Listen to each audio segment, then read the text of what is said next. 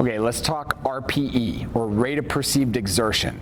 Now, you might be prescribed an RPE from 1 to 10, depending on the type of lift you're doing. Commonly, with smaller muscles or less aggressive lifts, we'll use RIR. So a bicep curl or a dumbbell lateral raise or a dumbbell shoulder press, we might be utilizing RIR. But when we get into some heavier compound lifts done for lower rep ranges, like sets of 3, sets of 4, sets of 5, maybe even for like deadlift, back squat, or bench press, a lot of the times we change our focus from RIR to RPE, so rate of perceived exertion, because you might not have 3 reps left in the tank, which would be our barometer for a good dosage of a set with RIR.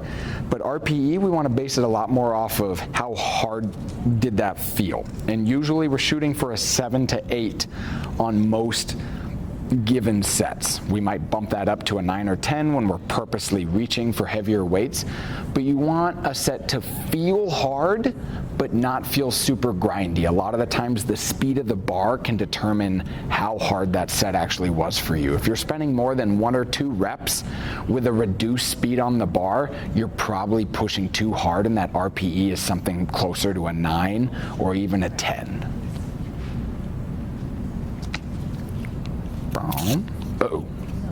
Discipline reps. And last one I can do here, how to increase weight.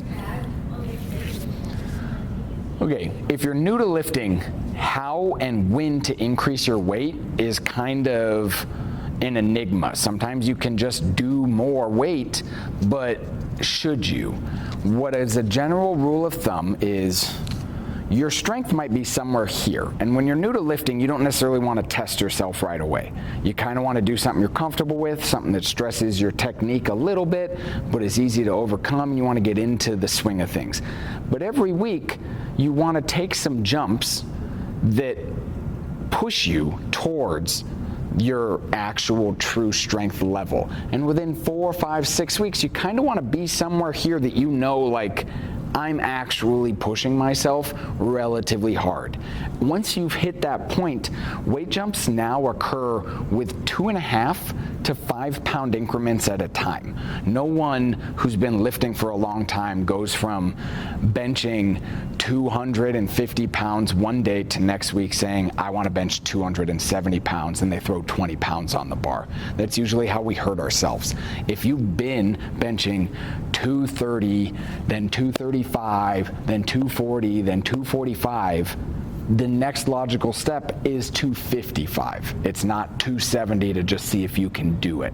And so if you're working with dumbbells and it's a dumbbell incline bench, if you've been using the 40s, then the 45 is the next logical jump. Don't just jump to 50 to see if you can do it. Respect the process, and the process will pay off in the future.